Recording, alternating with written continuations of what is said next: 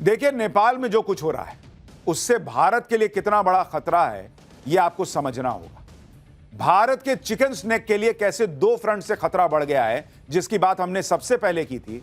आपको फिर से वो मैप दिखाता हूं जो भारत का चिकन स्नेक कहा जाता है और कहां पर है यह आपको समझना होगा। जरा इसको मैप को दिखाइए। अब आप इस तस्वीर को देखिए, भारत का मैप है और ये जो आपको तस्वीर दिखा रहा हूं यह भारत का चिकन स्नेक है। यह बहुत संकरा सा इलाका है। इसको जरा जूम करके दिखाइए इस हिस्से को। यहां अगर आप देखेंगे, एक तरफ ऊपर आपको नेपाल दिख रहा है, इधर भूटान है और इधर बांग्लादेश है। इन सवालों को हवा देने वाले वीडियो भी सोशल मीडिया पर पोस्ट किए जा रहे हैं। आप वीडियो देखिए जिसमें शांतिपूर्ण प्रदर्शन चल रहा था, फिर इन लोगों के पीछे अचानक से सैकड़ों बाइकों का रेला आ गया। ये देखिए बाइक। कहा जा रहा है कि नेपाल में पहले शांतिपूर्ण प्रदर्शन शुरू हुआ था। उग्र और हिंसक बनाने में इन बाइक सवारों का हाथ है, जिन्होंने शांतिपूर्ण प्रदर्शन को हाईजैक करके हिंसा मचानी शुरू कर दी। और इसलिए नेपाल में जो हो रहा है उसको लेकर सवाल उठ रहे हैं कि क्या इसके पीछे बहुत बड़ी साजिश है और क्या यह साजिश भारत को भी निशाना बनाएगी। नेपाल को इस तरह से जलाने के लिए क्या कहीं से ऑर्डर आया? क्या कोई सीक्रेट ताकतें इसके पीछे लगी हुई हैं? नेपाल में आगे क्या होने वाला है? अब इन सब पर बातें हो रही हैं। इसी बीच नेपाल के एक नाम की बड़ी चर्चा हो रही है और दावा किया जा रहा है कि यही नेपाल का अगला पीएम होगा। कहा जा रहा है कि नेपाल के युवा बालेन्द्र शाह को नए पीएम के तौर पर देखना चाहते हैं। ये बालेन्द्र शाह हैं। बालेन्द्र शाह बालेन शाह के नाम से जाने जाते हैं। बालेन शाह काठमांडू के मेयर हैं।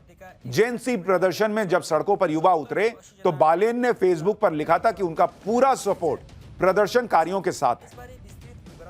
अब यह समझिए कि बालेन शाह है कौन और क्यों नेपाल के युवाओं को बालेन शाह में ही भविष्य का नेता दिख रहा है। बालेन शाह ने राजनीति में आने से पहले एक रैपर और कलाकार के तौर पर अपनी पहचान बनाई थी। रैप के जरिए युवाओं के मुद्दों को, उनकी परेशानियों को आवाज दी। इस वजह से बालेन शाह युवाओं में बहुत मशहूर हैं। बालेन शाह ने सिविल इंजीनियरिंग में अपना करियर बनाया। साल 2022 में वो मेयर का चुनाव निर्दलीय लड़े और बड़ी बड़ी पार्टियों को हराकर चुनाव जीता। दावा है कि मेयर के तौर पर उन्होंने साफ सफाई, स्कूली शिक्षा में सुधार पर काम किया। यही सब वजह है कि नेपाल में तमाम सोशल मीडिया, खासकर फेसबुक के पोस्ट बालेन के समर्थन में अटे पड़े, जिसमें लोग मेयर बालेन से इस्तीफा देकर राष्ट्रीय नेतृत्व संभालने की मांग कर रहे हैं। सेम वही पैटर्न दिख रहा है जो बांग्लादेश में था, जहां मोहम्मद यूनुस के लिए कहा जा रहा था कि बॉस आप संभालिए।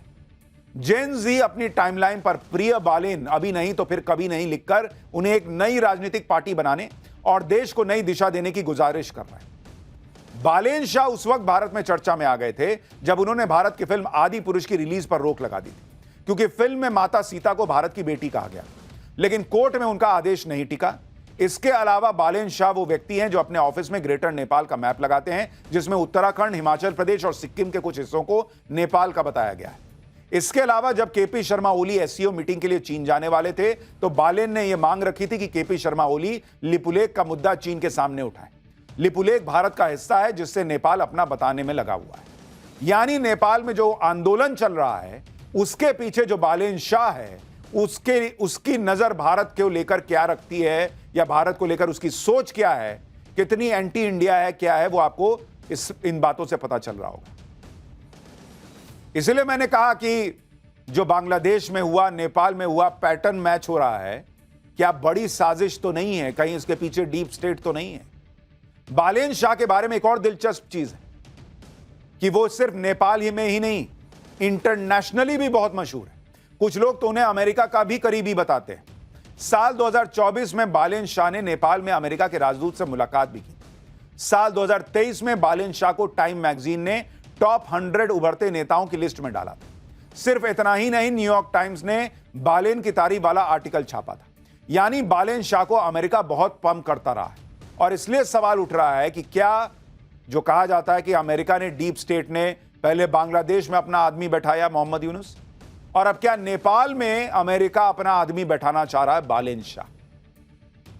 लेकिन भारत के लिए इसका क्या मतलब है? बालेन शाह हो, नेपाल हो, उससे भारत का क्या कनेक्शन?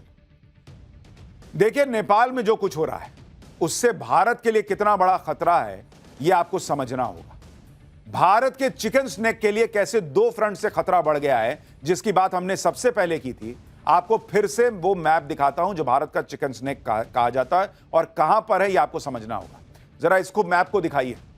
अब आप इस तस्वीर को देखिए, भारत का मैप है और ये जो आपको तस्वीर दिखा रहा हूं, यह भारत का चिकन स्नेक है। यह बहुत संकरा सा इलाका है। इसको जरा जूम करके दिखाइए इस हिस्से को। यहां अगर आप देखेंगे, एक तरफ ऊपर आपको नेपाल दिख रहा है, इधर भूटान है और इधर बांग्लादेश है। और नेपाल और बांग्लादेश के बीच में ये जो आप छोटा सा हिस्सा देख रहे हैं, इसी को चिकन स्नेक कहा जाता है, क्योंकि ये जो भारत का ये हिस्सा है और पूर्वोत्तर का हिस्सा है, दोनों को जोड़ने के लिए गलियारा सा है। और ये कॉरिडोर सिर्फ 22 किलोमीटर चौड़ा है। ये जो आप देख रहे हैं हिस्सा, ये 22 किलोमीटर चौड़ा है। और इस कॉरिडोर में बिहार का कुछ हिस्सा आता है और पश्चिम बंगाल का कुछ हिस्सा आता है। यह कॉरिडोर भारत के 8 उत्तर पूर्वी राज्यों को देश के बाकी हिस्सों से जोड़ने के लिए, जैसे इधर अब आपको थोड़ा और विस्तृत मैप दिखा रहा हूं। इधर देखिए नेपाल है, ये 21-22 किलोमीटर का हिस्सा है जिसको चिकन स्नेक कहा जाता है। इधर आप पश्चिम बंगाल देख रहे हैं और यहां बांग्लादेश है। तो नेपाल और बांग्लादेश के बीच का यह हिस्सा है। इसलिए यह रास्ता भारत की संप्रभुता और सामरिक दृष्टि से बहुत अहम है। आपको वो शर्जील इमाम याद है जो जेल में बंद है? उसने यही कहा था कि भाई ये हिस्सा जो है चिकन स्नेक काट देना है हमको। अगर इस कॉरिडोर पर अटैक हो जाए तो भारत के बाकी हिस्सों का नॉर्थ ईस्ट से कनेक्शन कटने का खतरा सीधे सीधे बढ़ जाएगा। और भारत के चिकन स्नेक के एक साइड में नेपाल है, दूसरे साइड में बांग्लादेश। इसलिए अब कहा जा रहा है कि भाई आप अगर इसको देखेंगे, इधर नेपाल में बवाल हो गया, अब यहां जो बवाल है, और यहां आप देखिए बांग्लादेश में वो कट्टरपंथियों की सरकार है। अब सवाल उठ रहा है कि भाई यहां पर डीप स्टेट का आदमी है, और अगर यहां भी अगर डीप स्टेट का आदमी बैठ गया तो क्या निशाने पर भारत का चिकन स्नेक है? क्या नरेंद्र मोदी को टारगेट करने के लिए नेपाल में जो हो रहा है वो हो रहा है? यह अभी सवाल है। सिलीगुड़ी कॉरिडोर के आसपास करीब 80 छोटे टाउन और गांव हैं। इनका कुछ हिस्सा बिहार के किशनगंज में भी आता है और कुछ हिस्सा पश्चिम बंगाल के दार्जिलिंग, उत्तरी दिनाजपुर, जलपाईगुड़ी, अलीपुरद्वार और कूच बिहार में आता है। इसलिए नेपाल में जो हो रहा है उसको आप सिर्फ नेपाल की दृष्टि से नहीं देख सकते बॉस, भारत के लिहाज से भी आपको यह समझना होगा कि यह कितना बड़ा खतरा है।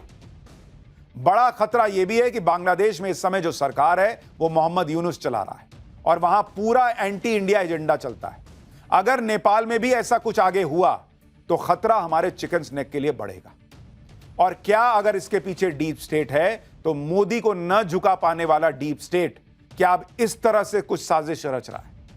आपको यह भी याद दिलाना जरूरी है कि मोहम्मद यूनुस वो व्यक्ति है जो मार्च में चीन के दौरे पर गया था और उसने भारत के चिकन स्नेक को लेकर ऐसा बयान दिया था जिससे भारत के कान खड़े हो गए। मोहम्मद यूनुस ने तब भारत के चिकन स्नेक का जिक्र किया था और कहा था कि भारत के 7 राज्य हैं, भारत के पूर्वी हिस्से जिन्हें 7 सिस्टर्स कहा जाता है, यह भारत के लैंडलॉक्ड क्षेत्र हैं। समंदर तक उनकी पहुंच का कोई रास्ता नहीं है। इस क्षेत्र के लिए समंदर के अकेले संरक्षक हम यानी बांग्लादेश है। मोहम्मद यूनुस की इस टिप्पणी को भारत के चिकन नेक से जुड़े खतरे के तौर पर देखा गया था और इस टिप्पणी पर बड़ा विवाद हुआ था।